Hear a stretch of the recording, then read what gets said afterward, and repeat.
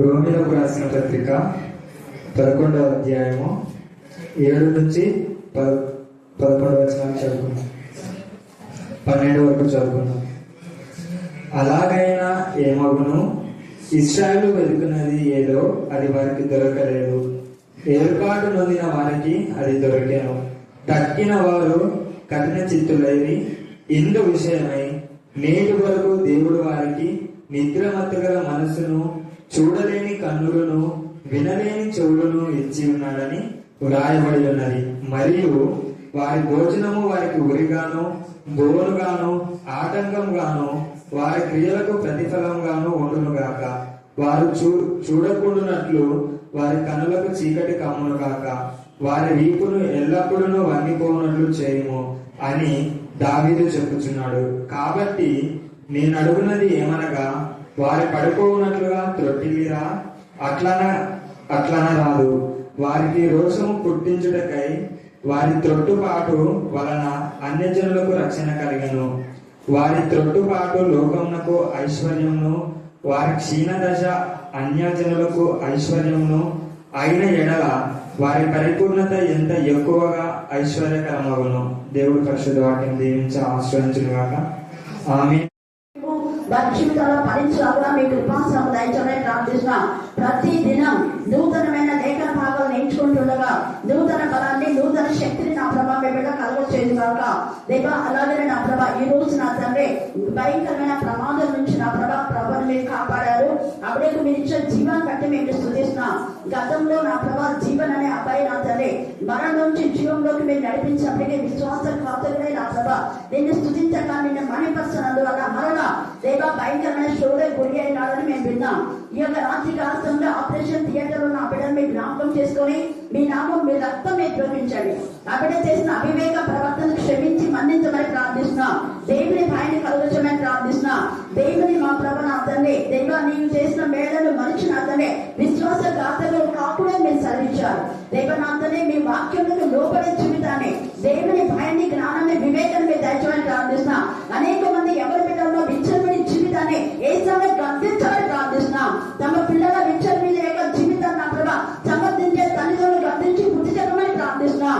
దేవనంతనే మీ యొక్క సన్నిధిలో మీ సింహాసనం ఎదుట దేవనంతనే న్యాయపీఠం ఎదుట నా ప్రభా దోషం కాకముందే దేవుని భయం కలగచ్చమని ప్రార్థిస్తున్నాం. గర్భఫలం యెహోవాయిచ్చు బహుమానమే మీరు సెలవించారు. దేవా మీరు ఇచ్చిన బహుమానం ఎంత విలువైందో ఆ విలువను నా ప్రభు అతనే నిర్లక్ష్యం చేసిన అతనే వదిలివేసిన తల్లిదండ్రులతో నేరుగా శుచిగా మీరు మాట్లాడమని ప్రార్థిస్తున్నాం. అలాగే చదువుకున్న లేఖనం ఆశించి విరిచి మా అందరి చూడాలని మీరు పరిపరచమని ప్రార్థిస్తున్నాం. దేవా మీకే స్తోత్రం, మీకే స్తోత్రం, మీకే స్తోత్రం, మీకే స్తోత్రం, మీకే స్తోత్రం. దేవా డిఎస్సీలో కూడా అనేక మంది బిడ్డలు మీరు చేసిన మేలులకు ఉపకారాలను బట్టి ఎంత స్తుతించా కూడా తక్కువే ప్రభా. అలాగే డాక్టర్ ప్రియాంకకు మీరు ఇచ్చిన అద్భుతమైన స్వస్థం బట్టి మేము స్తుతిస్తున్నాం. నేను బెంగళూరులో కొమ్మిదిని మీరు కనికరించి అవరి జీవితంలో మీరు చేసిన మేలుకు ఉపకారం బట్టి మేము స్తుతిస్తున్నాం.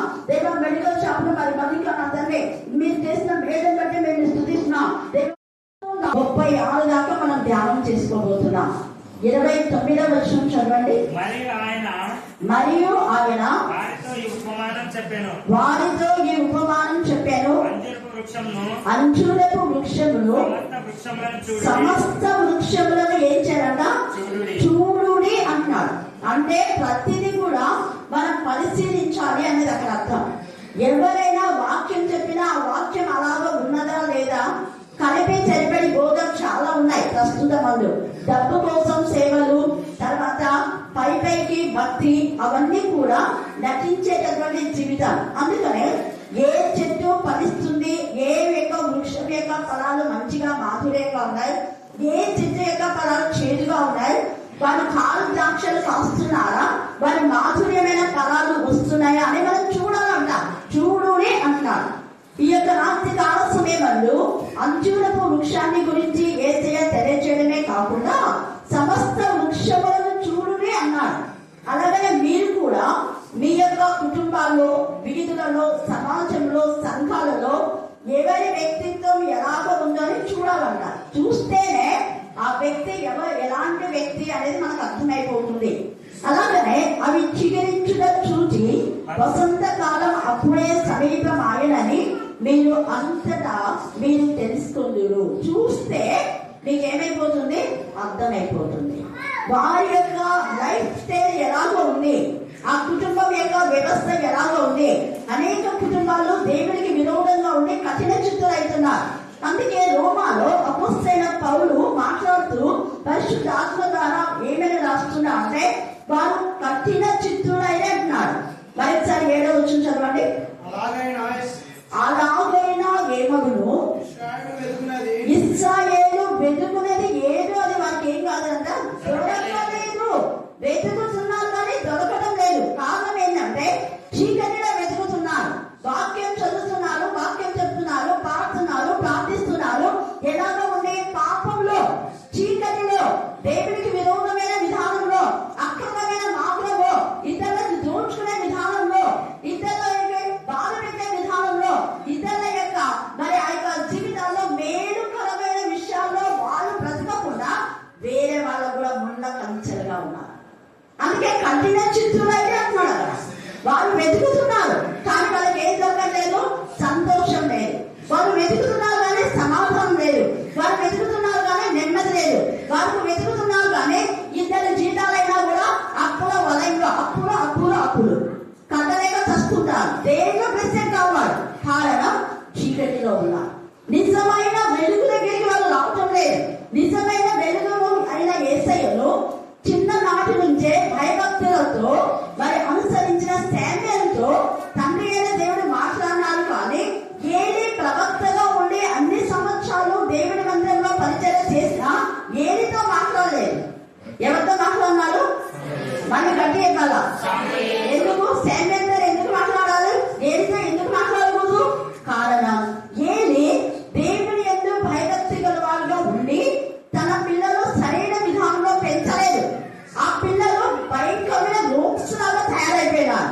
వారి మందిరాలను పాడు చేస్తున్నారు. వారి మందిరంలో అక్రమంగా, బలవంతంగా, దౌర్జన్యంగా స్త్రీలను మరి వారు పాడు చేయడం, డబ్బును అనవసరంగా వేస్ట్ చేయడం, ఇలాగా ఏమేమో జరుగుతున్నాయి. ఆ స్థితికి మందిరం పాడైపోయింది వీళ్ళ నుంచి, ఈ ఫ్యామిలీ నుంచి. అందుకని దేవుడికి కోపం వచ్చింది. ఏలితో మాట్లాడడం మానేశారు, శామ్యూయల్తో మాట్లాడినారు. కారణం శామ్యూయల్ యొక్క తల్లి దేవుని యందు భయభక్తి గల కుమారుడు ముగ్గు పాలతో పెంచింది. చిన్న పిల్లవాడు దేవుని మందిరంలోకి తీసుకొని వచ్చినప్పుడు వెంటనే లోపడ్డాడు. హల్లెలూయా, హల్లెలూయా.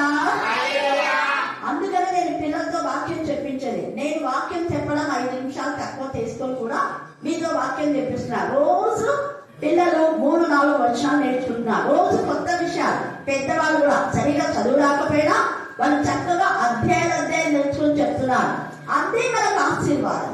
అందుకే మనం యోహాను 3వ అధ్యాయంలో మనం చూస్తే అక్కడ 2వ వచనంలో నీ ఆత్మ ఎంత వర్ధిల్లుతుందో అంతగా నువ్వేమైతావు, వర్ధిల్లుతావు.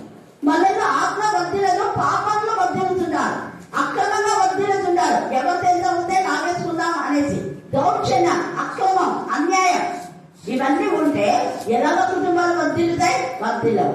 అందుకనే ఇశ్రాయేలు వెలుగుతున్నారు కానీ వాళ్ళకు దొరకలేదు. అయితే ఎవరికి దొరికిందంట? ఏర్పాటు నొందిన వారికి ఇది దొరికాను. హల్లెలూయా, హల్లెలూయా, హల్లెలూయా. దేవుని చేత ఏర్పాటు చేయబడి, దేవుని చేత పిలువబడి, దేవుని చేత ప్రత్యేకించబడి, దేవుని చేత పంపబడిన వరకు ఎప్పుడు ఏది తక్కువగా సమృద్ధి అనేది చూద్దాం. అందుకని అన్ని జనులలో నుంచి ఇక్కడ పౌలు మాట్లాడుతున్నాడు. అన్ని జనులు అనేక మంది దేవునికి భయపడి లోపడుతున్నారు. ఆ రోమ 11వ అధ్యాయంతో మీకు చదివితే సమృద్ధి అయిన జీవితంలో ఎలా జీవించాలి అన్నది మనకు అర్థమైపోతుంది. అయితే ఈ ఇశ్రాయేలుల కన్నా ఏమిచ్చాడు దేవుడు? నేటి వరకు నౌ. అందుకనే ఇజ్రాయెల్ పైన ఎందుకు ఇంతగా మరి వస్తున్నాయి ప్రమాదంలో మనం చూస్తే యూట్యూబ్ లో కానీ లేకపోతే టీవీ వార్తల్లో చూస్తే అమెరికాలో భయంకరమైన ప్రమాదం, చాలా. అందుకని ఇవన్నీ జరుగుతున్నప్పుడు చూస్తే దేవుని రాకడ సమీపంగా ఉంది. కాబట్టి ఏం చేయాలి? భయంతో, భక్తితో, యథార్థంగా నీ కష్టార్జితంలో నువ్వు జీవించాలి. వేరే వాళ్ళ కష్టార్జితం దోచుకోవడం కాదు. దేవుడు లెక్క అడుగుతాడు. వేరే వాళ్ళ కష్టార్జితం నువ్వు 10 రూపాయలు దోచుకున్నాడే 100 నిలిచిపోతారు ఖచ్చితంగా. అందుకే ఇక్కడ అంటున్నాడు కదా, నేటి వరకు దేవుడు నిద్రమత్తు గల మనసు. నిద్రమత్తులో ఉండే వాళ్ళకు ఎవరు ఎంత పిలిచినా ఏం చెవులు ఏమైపోయింటే చెవిని కామలాలు ఉంటాయి. వాళ్ళు ఎన్నిసార్లు వాక్యం వింటారు, వాక్యం చదువుతారు, వాక్యం చెప్తారు, పాడతారు, ప్రార్థిస్తారు, కానీ వాళ్ళు ఎలా ఉన్నారంటే దేవుని భయం లేదు, వెలుగు లేదు, మత్తులో ఉన్నారు. తాగిలోనికి ఏమి మాటన్నా చెవుల దగ్గర చెవి కూడినంటే అలాగే వీళ్ళు ఎలా ఉన్నారంటే తాగుబోతులు, తిరుగుబోతులు, వదలబోతులు, నిద్రపోతులు, తిండిపోతులు. వీళ్ళు దేవుని రాజ్యంలో హక్కుదారులు కాదు. తేజల లేఖన భాగంలో రాయబడింది అన్నమాట. అందుకనే వీళ్ళకు నిద్రమత్తు గల మనస్సును, చూడలేని కన్నులను. వాళ్ళు చూస్తున్నారు జరిగే అద్భుతాలు, ఆశ్చర్యాలు, వింతకార్యాలు, గొప్ప కార్యాలు, సూచక్రియలు దేవుడు చేసే వాళ్ళ జీవితంలో చూసి కూడా ఎరగనట్టున్నారు. ఎన్నో వాళ్ళ జీవితంలో మేలు పొందుకున్నారు. ప్రస్తుతం ముందు నాతో అంటారు కొంతమంది, ఫలానప్పుడు వాళ్ళు ఎన్ని మేలు పొందుకున్నారు, విశ్వాసఘాతులైనారు. అందుకనే మళ్ళా వాళ్ళ బ్రతుకు ఏమైపోయింది అంటే అంతే, చీకటిలోనే అయిపోతాయి. ఎందుకు ఆ కుటుంబంలో అంత శోధన, అంత వేదన, అంత రోదన అంటే వాళ్ళు చేసిన మేళ్లను మర్చిపోయిన విశ్వాసఘాతకులు. విశ్వాసఘాతకులను దేవుడు ఎప్పుడు ఎన్నడూ క్షమించాడు. ఎవరిలాగా? ఇస్కరియోతు యూదా. ఇస్కరియోతు యూదాకు క్షమాపణ లేదు. అందుకనే యేసయ్య తేజగా ఏమన్నాడంటే వాడు పుట్టకుండే ఏమేదంట వానికి మేలు, పుట్టారు కాబట్టి వానికి ఇంకా శిక్షణ చెప్పేంత వరకు చెప్పాడు యేసయ్య. నిన్న కూడా మనం చూసుకున్నాం. కింగ్ సౌలు కూడా చేసిన మేళను మర్చిపోయి దావీదు పైన విషపు చూపు కలిగి ఉన్నాడు కాబట్టి తన ఈట పైన ఒక విధానంలో హత్య చేసుకున్నాడు. ఈ యొక్క ఇస్కరియోతు యూదా కూడా ఊరేసుకున్నాడు. ఎందుకు? యేసయ్య దగ్గర ఉండి మేలు పొందుకొని దొంగ లాంటి జీవితం మార్చబడిన తర్వాత మార్పు లేని జీవితంలో మార్చబడినాం కదా. అయ్యో యేసయ్య ఒకప్పుడు దొంగలాగా ఉన్న నా జీవితాన్ని ఇలాగ మార్చాడని కృతజ్ఞత లేకుండా విశ్వాసఘాతకుడు అయిపోయినాడు. అదే 11 మంది శిష్యులు మీరు కూడా వెళ్తారా అంటే ఎక్కడికి వెళ్తాను ప్రభు, జీవజల ఊట నీ దగ్గర ఉండగా అన్నారు. అందుకే ఆ 11 మంది చనిపోయే వరకు పరిశుద్ధాత్మతో శక్తితో నింపబడి దేవునికి సాక్షులుగా ఉన్నారు. ఒక్కరోజు కాదు, భూదిగంతారు. హల్లెలూయా, హల్లెలూయా. వాళ్ళను సాక్ష్యం అంటే చెప్పొద్దంటారు. సాక్ష్యం చెప్పడానికి మైకు బంద్ చేస్తున్నారు సిగ్గు లేకుండా. ఇక్కడ వాక్యంలో ప్రకటన గ్రంథంలో తామిచ్చిన సాక్ష్యం గురించి యేసయ్య రక్తము ద్వారా వాళ్ళు ఎవరు జయించినారట? అపవాది. హల్లెలూయా, హల్లెలూయా. అందుకే హెబ్రీస్ రాసిన పత్రిక 12వ అధ్యాయంలో ఇంత గొప్ప సాక్షి సమూహము మేఘములకు ఎండింగ్ అనేది ఉండదు. మనం ఇలా చూస్తే వాటికి హద్దులు లేవు. అలాగే వెళ్తుండే, ఎంత దూరం వెళ్తే అలాగ మేఘం వెళ్తూనే ఉంటది. దేవుని పిల్లలు అలాగ ప్రతిరోజు నూతన ఆత్మను సంపాదిస్తారు. దేవుని పిల్లలు ఆధ్యాత్మికంగా ఎదుగుతూనే ఉంటారు. అంతమనేది ఉండదు. ఆత్మానుసారమైన ఆరంభం శరీరానుసారంగా పరిపూర్తి కాకూడదు. అందుకనే అక్కడ మనం చూస్తే మేఘము వలె మనం ఆవరించి ఉన్నందున సులువుగా చిక్కుల్లో పెట్టే ప్రతి పాపము ఏం చేయాలా? విడిచిపెట్టాలి. విశ్వాసంలో కర్తయు దానిని కొనసాగించువాడనైనా యేసయ్య వైపే చూడాలి. లోకంలో అనేక మంది ముళ్ళగంద వేస్తారు, అంటున్నాలు వేస్తారు, అన్నీ వేస్తారు. ఒక్క మార్గంలో వారు వస్తే 7 మార్గంలో గుండా వారి ముక్కు గాలం వేసి ఎన్ని పంపించడం దేవుడు. అంత రోషం కాదు దేవుడు. హల్లెలూయా, హల్లెలూయా. అందుకని వాళ్ళు చూసి కూడా గుడ్డలు అయిపోతున్నారు. వింటున్నారు కానీ ఇంతమంది మేలు చేస్తున్నారని వింటున్నారు కానీ చెవులు ఏమైపోయిన వాళ్ళకు మందం అయిపోయినాయి. అందుకే వినలేని చెవులైపోయిన వాళ్ళకు. అలాగా ఉండడం ద్వారా అంటే నిద్రమత్తు గల మనస్సు, చూడలేని కన్నులు, వినలేని చెవులు, ఈ 3 ద్వారా వాళ్ళ బ్రతుకులకు ఎలా తయారయ్యాయంటే 9వ వచనం చదవండి. మరియు వారి భోజనము వారికి ఉరిగాను, బోనుగాను, ఆటంకముగాను, వారి క్రియలకు ప్రతిఫలముగాను ఉంటుందంట. భోంచేస్తున్నారు కానీ నిన్నలేదు, ఇంత ఎక్కువ భోంచారు ఎప్పుడో వేళాకాల లేకుండా ఇష్టానుసారంగా. అందుకనే వారి భోజనము వారికి ఉరిగాను, బోనుగాను, ప్రతిఫలము వాడు ఉండడు. ఎందుకు రోదన, ఎందుకు వేదన, ఎందుకు బాధ, ఎందుకు అపజయం, ఎందుకు కుంగిపోయిన పరిస్థితి, ఎందుకు వచ్చిన జీవితం అంతా చినిపోయిన సంచిలో వేసేలాగా అయిపోతుంది అంటే ఫస్ట్ జీవితం వస్తుంది 7 రోజుల లోపల అయిపోయింది. ఎందుకు అంటే వాడు నిద్రమత్తు గల మనసు కలిగి ఉన్నారు. దేవుని వాక్యం పైన ఆధారపడడం లేదు. లోకాన్ని ఆనందంగా లోక మర్యాదను అనుసరిస్తున్నారు. మనుషుల కాలం కార్యాలు చాలా వెంట వెళ్తున్నారు. మనుషులు ఎవరు ఏది చెప్తే ఆ దానిలో వెళ్ళిపోతున్నారు. నిర్దిష్టమైన ఒక మార్గాన్ని వాళ్ళు ఏర్పాటు చేసుకోవడం లేదు. అయితే ఎవరైతే సత్య మార్గంలో, జీవ మార్గంలో, నీతి మార్గంలో, దేవునికి ఇష్టమైన మార్గంలో, దేవుడు ఇష్టపడేటువంటి కోరుకున్న జీవితాన్ని ఎవరైతే జీవిస్తారో వాళ్లకు ఎప్పుడు ఆనందమే. వాళ్ళు ఎప్పుడు వర్ధిల్లుతూనే ఉంటారు. హల్లెలూయా, హల్లెలూయా.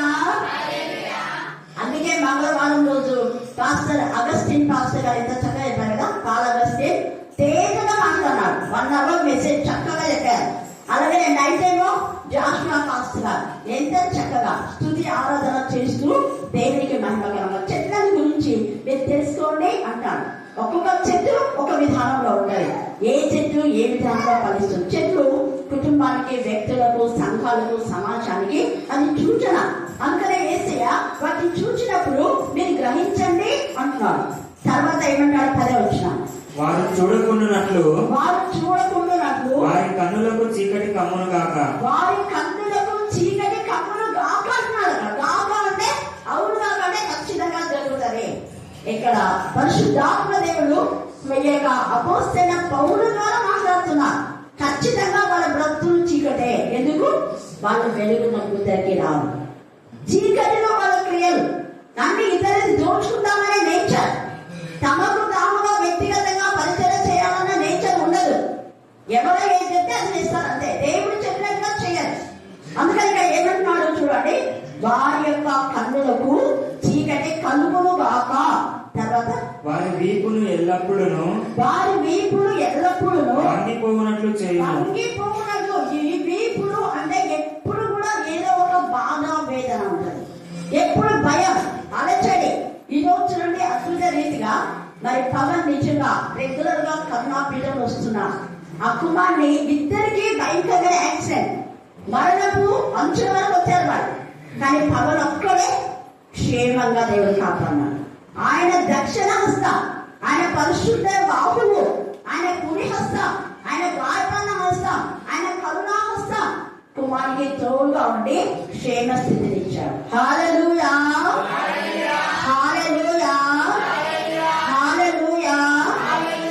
అందుకే పైకి భక్తి కలిగి ప్రార్థిస్తే దేవుడు వినాడు. తనకు నిజముగా మొదలుపెట్టే వారికి ఆయన ఎలా ఉంటాడు? సమీపం ఉండి కాపాడినాడు. చూడండి ఎంత గొప్ప కృప.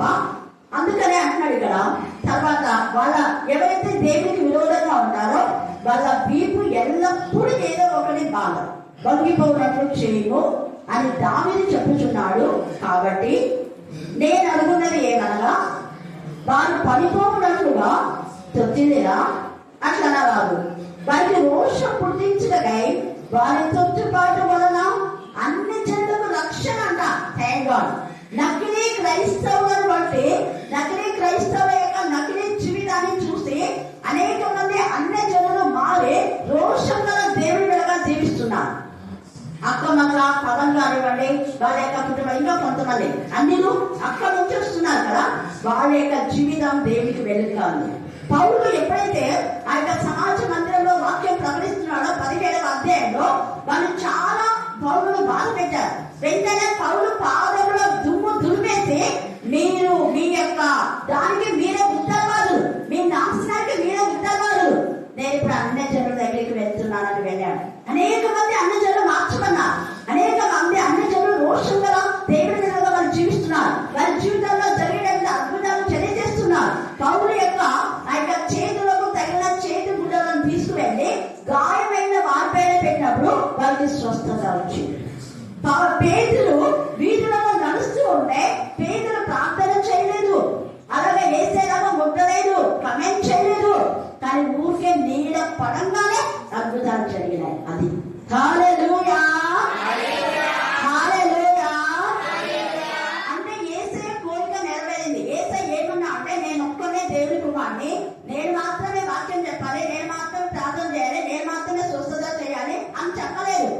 నాకు దేవుడు ఏ అధికారం ఇచ్చాడో సేమ్ అధికారం మీకు ఇచ్చాడు. కాబట్టి మీరు కూడా వెళ్ళండి, మీరు కూడా చెయ్యండి అని చెప్తూ మీరు నాకంటే గొప్ప కార్యం చేస్తారు అన్నారు. అలాగే జరిగింది. హల్లెలూయా, హల్లెలూయా, హల్లెలూయా. అలాగనే ఏలియాను వెంబడించినటువంటి ఎలీషా కూడా 12 అరకల ఏళ్ళు అంత పెద్ద ధనవంతుడు ఏలియాకు పరిచారకులుగా దాసైపోయారు.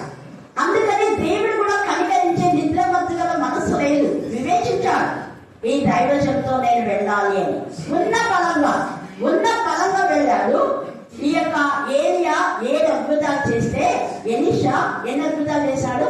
14 అద్భుతాలు. హల్లెలూయా. అందుకే యేసు ప్రభు తనకంటే తన శిష్యులు మెరుగ్గా ఉండాలని ఇష్టపడ్డారు. అది నిజమైన దైవ సేవకుల యొక్క లక్షణం.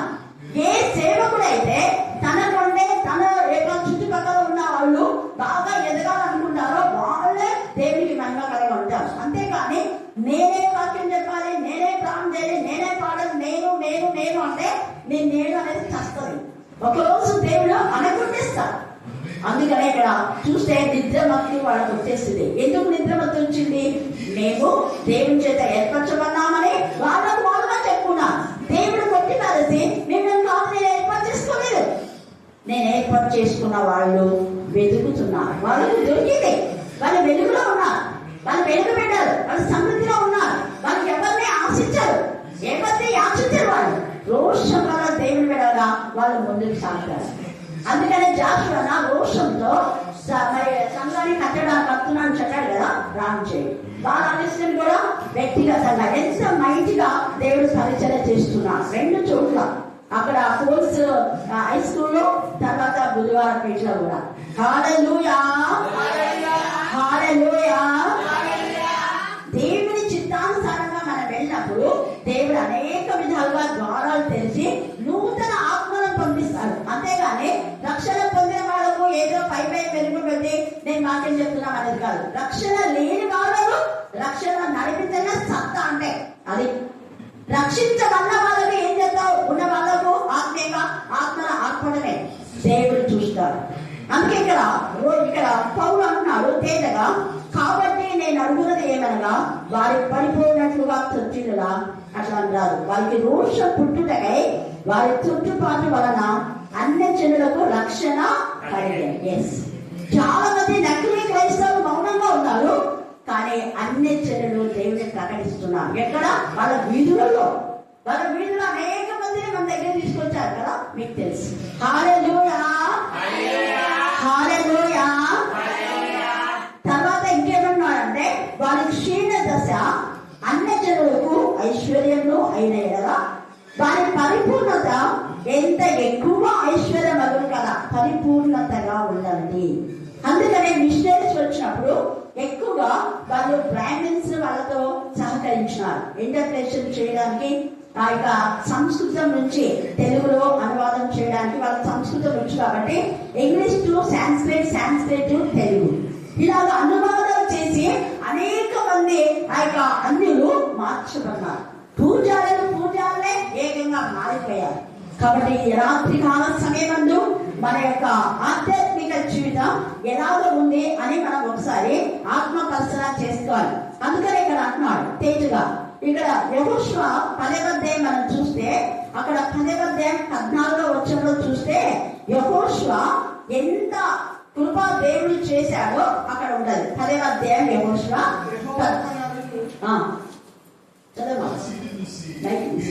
యెహోవా ఒక నరుని మనవి వినిన ఆ దినము వంటి దినము దానికి ముందే గాని దానికి తర్వాతనే గాని ఉండలేదు. యెహోషువ ఎందుకు అంత పవర్, అంత శక్తి దేవుడు యెహోషువకి ఇచ్చాడు? అందరికి ఇవ్వచ్చు కదా, ఇవ్వలేదు. మోషే తర్వాత దేవుడు యెహోషువని ఏర్పాటు చేసుకున్నాడు. కారణం అది గాడ్స్ విల్. దేవుడు ఎంత భయభక్తి గలవాడే ఉన్నాడు. అలాగే కాలేబు గురించి మనం చూస్తే, కాలేబుకు 40 సంవత్సరాలలో మోషే పంపినప్పుడు ఎంత శక్తి ఉందో 80 సంవత్సరాలు కూడా అంతే శక్తి ఉంది అంటారు. అది గాడ్స్ యొక్క గ్రేస్. హల్లెలూయా, హల్లెలూయా.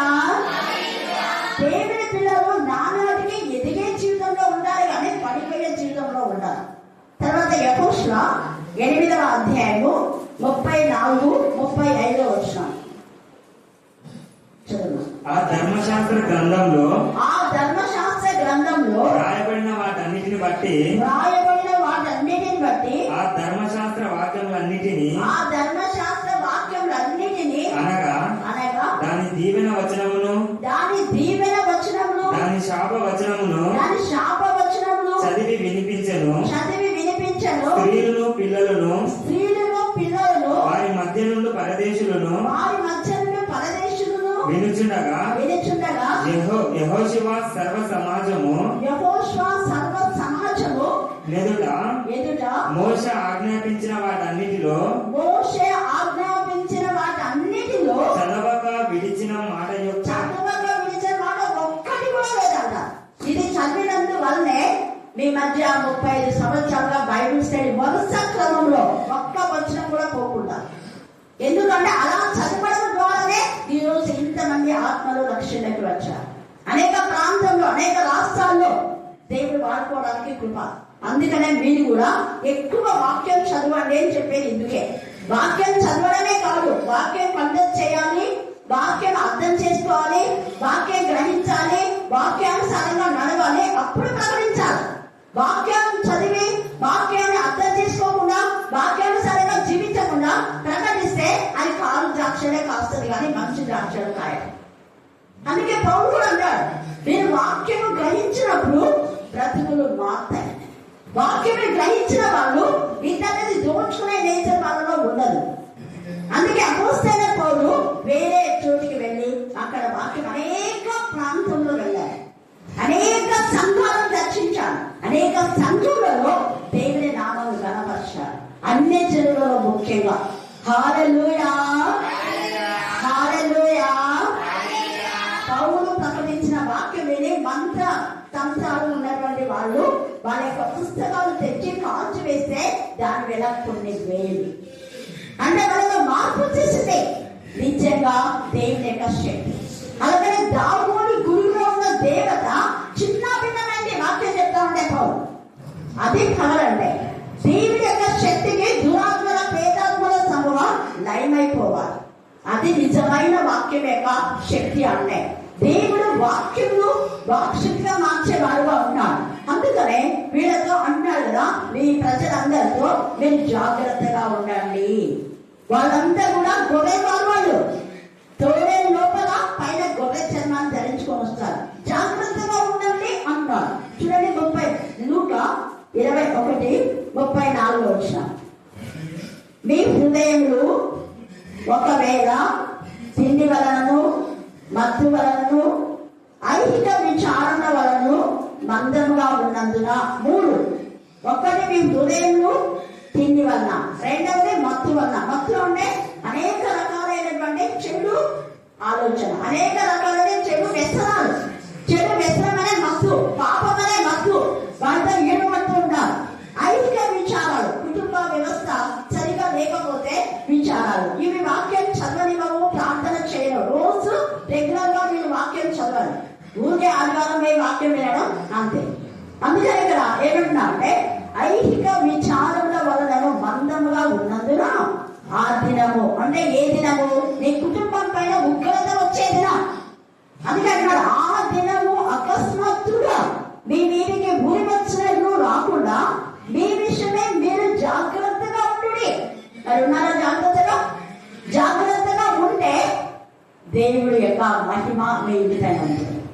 అందుకని జాగ్రత్తగా ఉండడే అంటున్నాడు కదా. ఆ దినము భూమి ఎన్నంతగా నివసించు వారందరి మీదకి అకస్మాత్తుగా వచ్చును. కాబట్టి మీరు జరగబో వీటి నెలలో తప్పించుకోవాలి. లోకంలో అనేక మంది దేవుడికి విరోధమైన విధానంలో వాళ్ళు ప్రవర్తిస్తూ మంచిగా ప్రవర్తించే వాళ్ళని చెడగొట్టే నేచర్ ఉంటుంది. మనం తప్పించుకోవాలి. పాడు చేసే జీవితాలు ఉన్నాయి. ఆత్మీయంగా ఎదిగే వాళ్ళని ఎదగకుండా అంచివేసే ముళ్ళకొచ్చలు ఉన్నాయి. వాళ్ళ నాలుగు కింద సత్వవిషయం ఉంటుంది. భయభక్తి లేకుండా భయభక్తితో ఉన్న వాళ్ళను భయభక్తి నుంచి తొలగించేటటువంటి నేచర్. అపవాదేమో సాతానుడు హవ్వను మోసగించేటటువంటి నేచర్. అలాంటి వాళ్ళ విషయమే మనం ఏం చేయాలంట? తప్పించుకోవాలి. తప్పించుకొని మనుష్య కుమారుని ఎదుట నిలవబడుటకు శక్తిగల వారగునట్లు ఎల్లప్పుడూ చేయాలంట?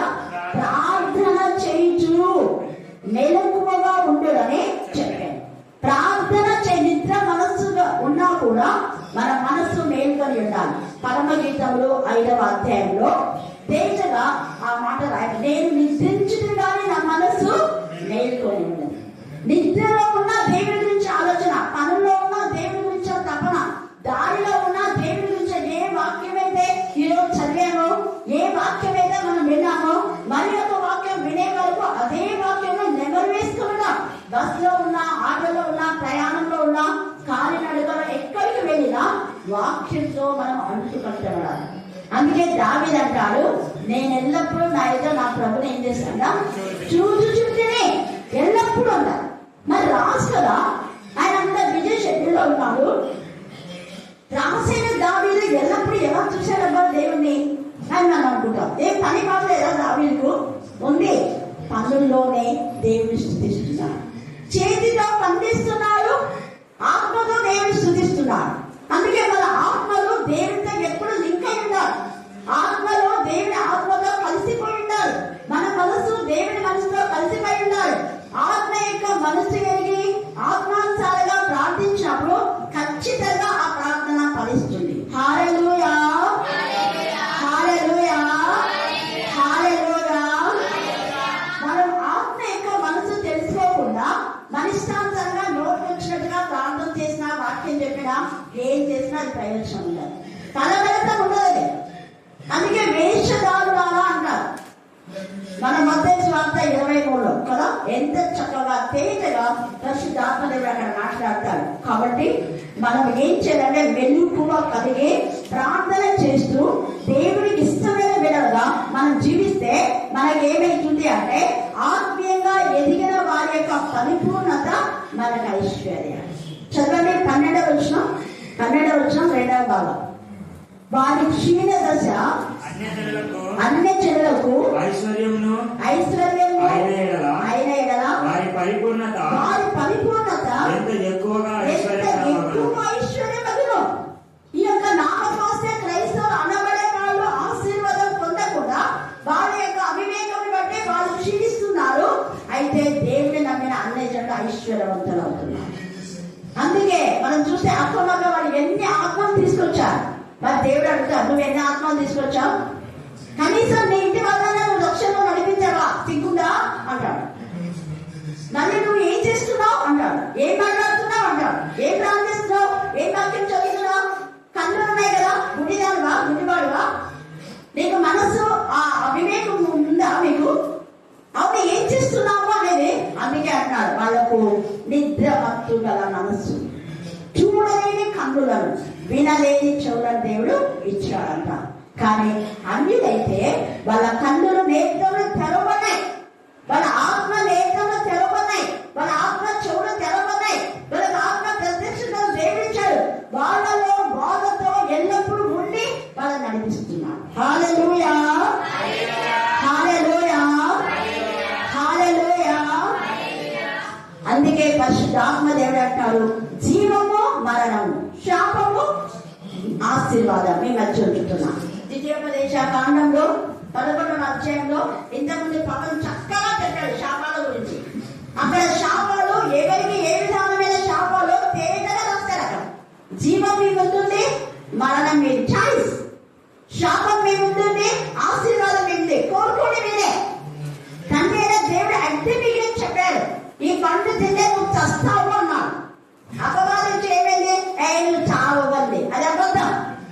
చావు పడింది, కానీ మరి వాళ్ళు చచ్చారా చావలేదా చెప్పాలా? చెప్పండి, చచ్చారు కదా, ఆత్మీయ స్థితి పోయింది. అందుకే దేవుడి నుంచే వస్తుంది శాపమైన ఆశీర్వాదమైన దేవుడే. దేవుడు ఆశీర్వదిస్తేనే ఆశీర్వాదం. మన పిల్లలు అక్క రాస్తాం అక్క మేము అంటే మీరు బాగా రాసినా మీ కష్టార్జితంలో దేవుడు ఆశీర్వదిస్తేనే అది ఆశీర్వాదం. ఎప్పుడైనా మన కష్టార్జితంలో దేవుడి చేతికి అప్పగించాలి. 5 రొట్టెలు 2 చేపలు యేసయ్య చేతిలో ఉన్నప్పుడే అవి ఆశీర్వదించుకున్నాయి. దేవా, ఇది నా యొక్క శక్తి, నా భక్తి కాదు, నీ ఆశీర్వాదం. ఇదిగో నీకు ఇస్తున్నా ప్రభా, ఇది నీ చేతిలో పెడుతున్నా. అప్పుడు దేవుడు ఆశీర్వదిస్తాడు. దేవుడు అద్భుత రీతిగా సహాయం చేస్తాడు.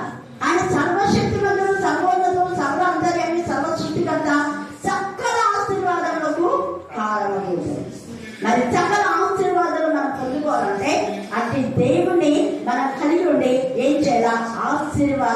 కారకులు అవుతున్నామా లేదా? అందుకే అంటారు ఇక్కడ ఈ యొక్క రోమ 11వ అధ్యాయం 35వ వచనం, ముందుగా ఆయనకిచ్చిన ప్రతిఫలము పొందగలవాడెవడు? ముందుగా ఆయనకిచ్చి ప్రతిఫలము పొందగలవాడు ఎవడు? క్వశ్చన్ చేస్తున్నాడు. ముందుగా ఆయనకిచ్చి, అందుకే మీరు ముందే దేవ ఉద్యోగం ఇచ్చారని స్థుతించాలని చెప్పారు. దేవ ముందే మాకు ఇల్లు కట్టే ప్రభా స్తోత్రం, ముందే మాకు ఆర్థిక సమస్యలు తొలగించే ప్రభా స్తోత్రం, ముందే అపవాదమైన విజయం ఇచ్చిన దేవ స్తోత్రం, విజయకాలకుడే వీధుల్లో మమ్మల్ని విజయోత్సవంతో ఊరేగించుతున్న మా దేవునికి స్తోత్రం.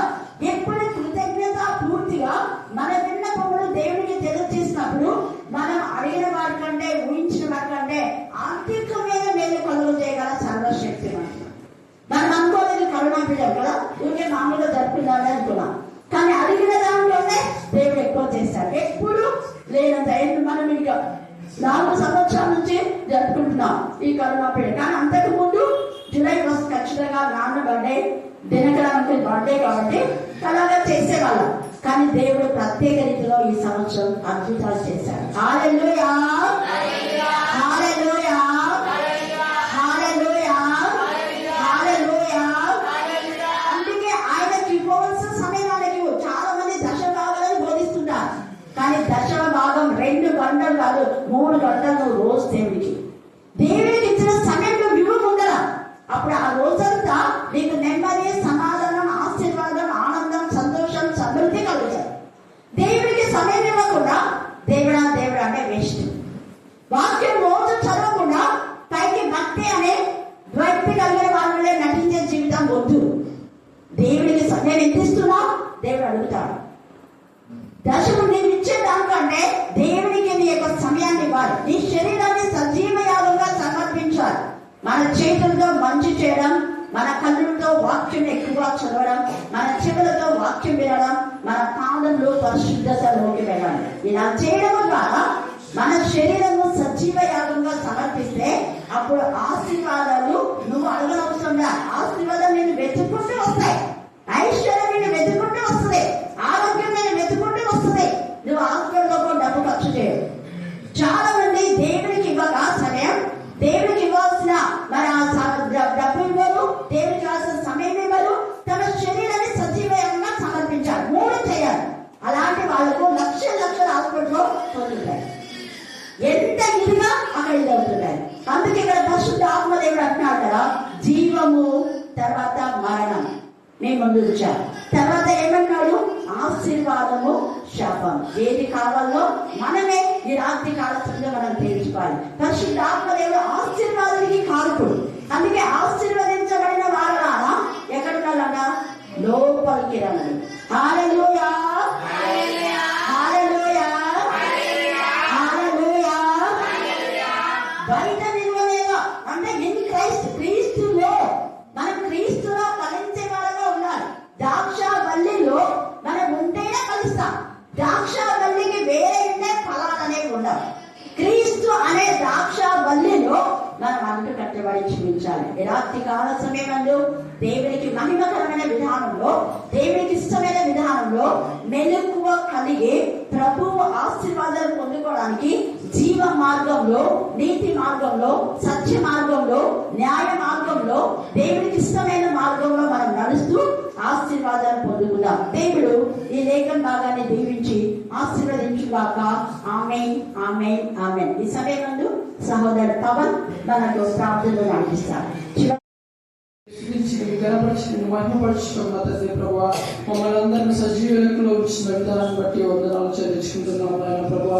అయ్యా తండ్రి ప్రభా, మరి వాక్యం చెప్పిన మేడం జ్ఞాపకం చేసుకోమని వేడుకొస్తున్నాం తండ్రి. అయ్యా మరి ఇంకా లోతుల విషయాలను చెప్పుకున్న తండ్రి ప్రభా, మంచి జ్ఞానాన్ని, మంచి ఆరోగ్యాన్ని మనకు దయచేయమని వేడుకొస్తున్నాం తండ్రి ప్రభా. అయ్యా నా తండ్రి మరి చెప్పేది నీవే అని చెప్పి గ్రహించిన కృప దయచేయమని వేడుకొస్తున్నాం నాయన. అయ్యా మరి ఎక్కడున్నా ఏం చేస్తున్నా తండ్రి, మరి నా ఆత్మ మీలో ఉండదని సెలవిస్తున్నాను తండ్రి ప్రభా. అయ్యా మరి నీ ఆత్మ నిత్యము మేము ధరించుకున్న తండ్రి, మరి నీ యొక్క కుమారుని పోలి నడుచుకునేలాగా మా కృప దయచేయమని వేడుకొంటున్నాము నాయన. అవునా తండ్రి ప్రభువా, మరి వినలేని కనులేదా నా తండ్రి ప్రభువా, వినలేని చెవులేదా, చూడలేని కనులేదు నా తండ్రి ప్రభువా, అయ్యా జ్ఞాపకం చేసుకోమని నా తండ్రి ప్రభువా. మరి నీ యొక్క నామాన్ని, నీ యొక్క వాక్యాన్ని నా తండ్రి ప్రభువా, అనేక మంది నా తండ్రి విన్నట్టు ఉన్నారు కానీ విడిచిపెడుతున్నారు నా తండ్రి. మరి కార్యాలు చూస్తున్నారు కానీ నా తండ్రి గ్రహించలేకపోతున్నారు నా తండ్రి ప్రభువా. అయ్యా జ్ఞాపకం చేసుకోమని వేడుకొంటున్నాం నా తండ్రి ప్రభువా. అయ్యా మరి ఎంతమంది అయితే నా తండ్రి ప్రభువా మరి నీ యొక్క వాక్యంలోనే ఉండి నా తండ్రి, మరి అన్నాడు ఇశ్రాయేలు ప్రజలు మరి దేవుని బిడ్డలుగా ఉండి కూడా నా తండ్రి ప్రభువా, మన తండ్రి మరి వారి సాతాను ఉచ్చులో పడి నీ యొక్క దేవుని ప్రేమను మన తండ్రి ప్రభువా వీడి నా తండ్రి మరి దారి తప్పిపోయినారు నా తండ్రి ప్రభువా. ప్రభువా మన తండ్రి మరి యొక్క అంజురపు చెట్టు నా తండ్రి మరి అంటుకట్టులాగా ఉన్న తండ్రి ప్రభువా, మరి పడిపోయిన ఆత్మలు నా తండ్రి ఎందరైతే ఉన్నారు నా తండ్రి, నీ ప్రేమను మరి నీ యొక్క వాక్యాన్ని, నీ యొక్క ధ్యానాన్ని నా తండ్రి విడిచిపెట్టి ఉన్నారు నా తండ్రి. ప్రతి ఒక్క బిడ్డను జ్ఞాపకం చేసుకొని నా తండ్రి ప్రభువా, మరి మాలో అంటుకట్టడం కృప దయచేయమని తండ్రి. మాతో పాటు నా తండ్రి నేను విశ్వసించి నేను గణపరిచింది మహిమపరచడానికి తండ్రి, వాళ్ళకు కూడా నువ్వే మరి అంటుకట్టి నీ యొక్క నామాన్ని, నీ యొక్క మహిమను కీర్తించుకోమని వేడుకొంటున్నాం నా తండ్రి ప్రభువా. అయ్యా నా తండ్రి ప్రభువా, మరి యొక్క నా తండ్రి మరి మంచి చెట్టు లాగానే నా తండ్రి అందరూ కృప దయచేయమని వేడుకొంటున్నాం నా తండ్రి ప్రభువా.